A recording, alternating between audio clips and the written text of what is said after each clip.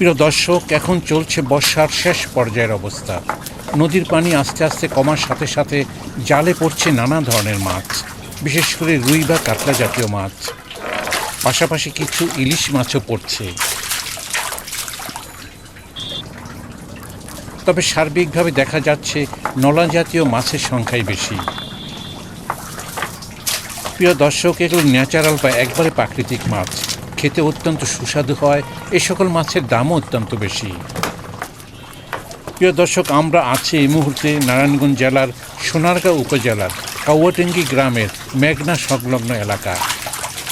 প্রিয় দর্শক, বিশেষ করে এই সময়টায় এই এলাকায় নানা ধরনের মাছ এই টোনা জালে আটকে থাকে।